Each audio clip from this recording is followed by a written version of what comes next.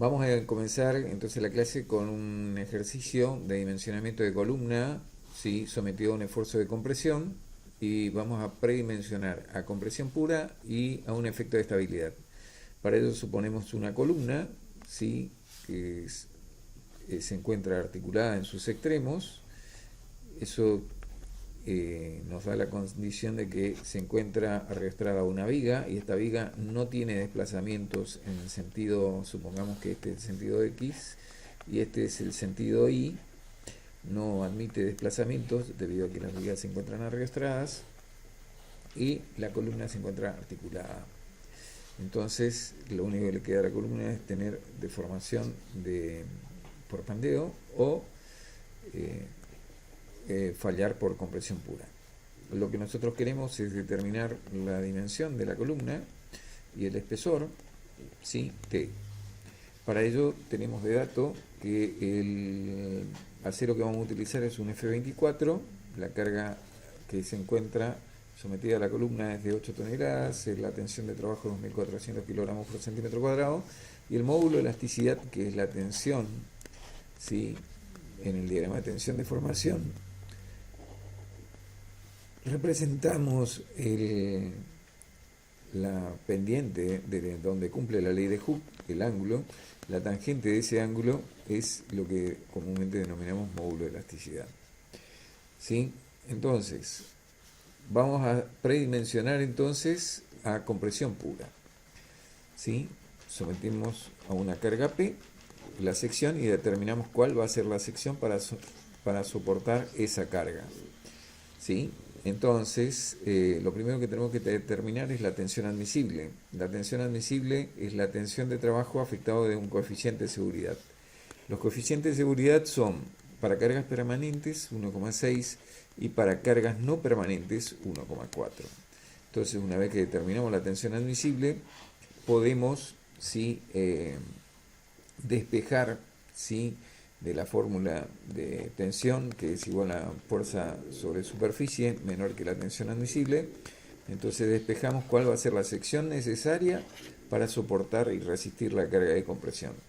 Determinamos esa sección y luego adoptamos una sección, un perfil. En este caso yo adopté un perfil de 10 centímetros por 10 centímetros y le resto el espesor de la chapa de 2 milímetros y saco la superficie del hueco que le resto a la sección llena y voy a tener la sección sólida del perfil de chapa.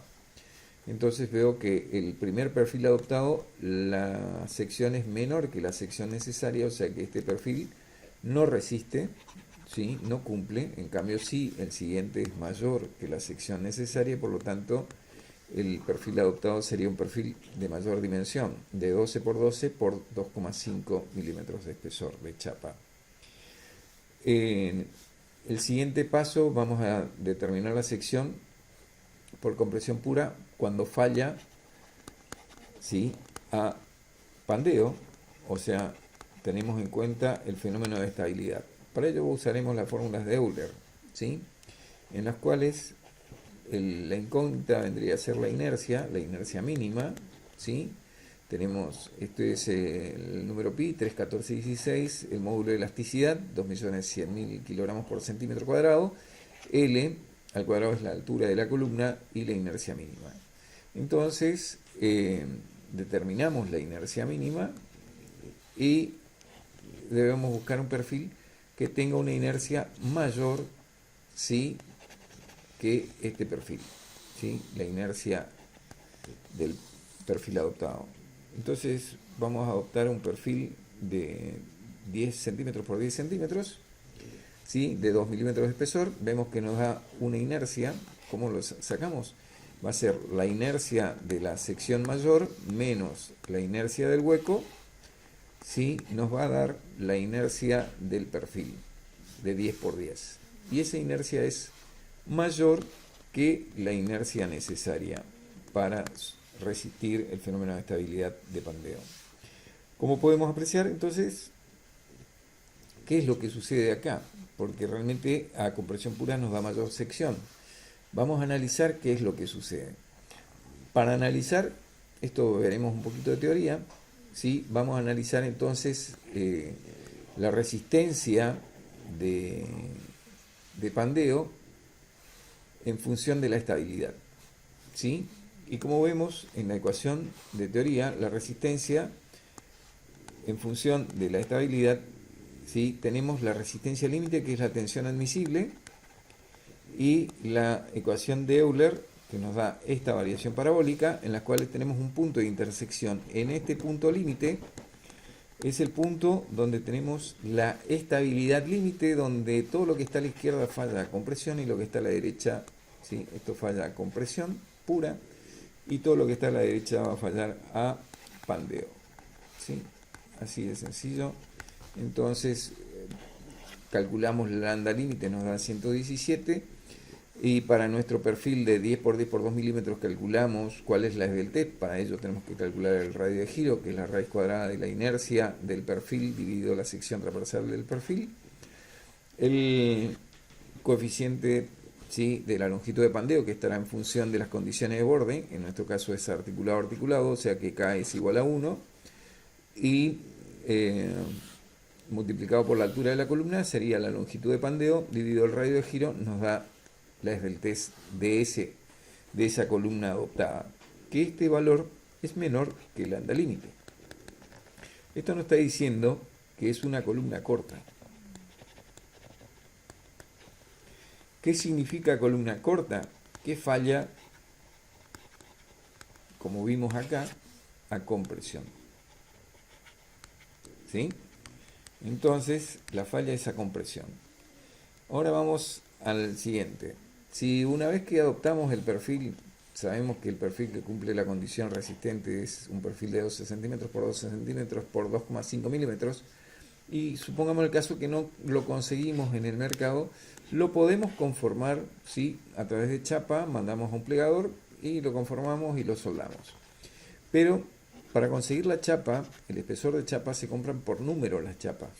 Y en este caso, la que cumple con el espesor vendría a ser, para este tipo de fabricante, es la número 12, ¿sí?, que tiene un espesor de 2,5 milímetros. Entonces compraré una chapa de número 12 de 2,44 por 1,22 metros de dimensión, y conformaré, mandaré un plegador, conformará la chapa, soldaré y armaré mi propia columna, ¿sí?, de chapa volada. En este tema no se tiene en cuenta el fenómeno de abollamiento, ¿sí?, la falla de abollamiento, que ahí se deberá recurrir al CIRSOC 303 y verificar al abollamiento.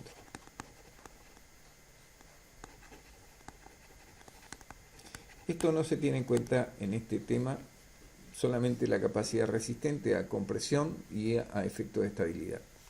Bueno, otra forma de dimensionar es usando las tablas lambda W, ¿sí?, en este caso para F24. Estas tablas están provistas y se le levantó en la plataforma Web-Curarí. Si prestan atención a la tabla de los materiales que se le acercó, van a ver que las tablas de lambda W están al final, ¿sí?, están en función del tipo de acero, ¿sí?, en este caso F20, F22, y el acero que nosotros tenemos es un F24. Este F24, ¿sí?, venimos acá, sacamos los lambda, ¿sí?, y te dice 41, 31, bueno, en este caso nos da 30. Y 30,09 es aproximadamente 31, serían, ¿sí?, 30,01. Entonces, podemos optar 1,25 o 1,25, ¿sí?, cualquiera de los dos valores. Todos los valores que están acá adentro son los valores de W. Entonces, volviendo al ejercicio, si yo calculara la inercia, el radio de giro y la longitud, la esbeltez, ¿sí?, la esbeltez del perfil que yo adopté, me dice 30,9, voy a la tabla lambda W para un acero F24 y voy a determinar 1,25. Con este valor es el coeficiente de pandeo que sirve para mayorar las tensiones de compresión pura, ¿sí?, esta es la tensión de compresión de trabajo pura, multiplicado por el coeficiente Pandeo mayor y voy a tener la tensión de trabajo por estabilidad, que me dice que es 1527, que es aproximadamente el valor de la tensión admisible que se tomó, ¿sí?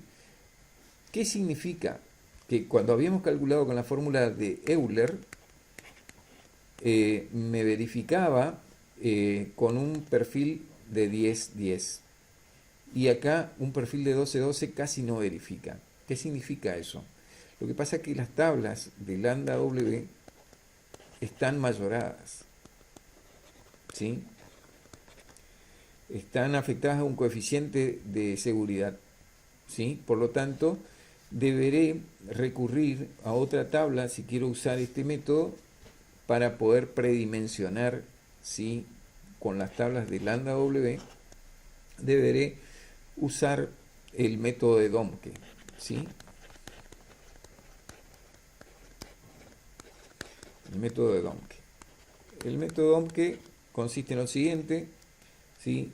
Primero se predimensiona a compresión pura, luego me voy a una tabla de Domke que una vez que determiné la sección, con esa sección y los datos de la sección transversal adoptado, puedo conocer entonces el lambda y bueno, con ese lambda yo entro en la tabla de Domke y determino un lambda reducido.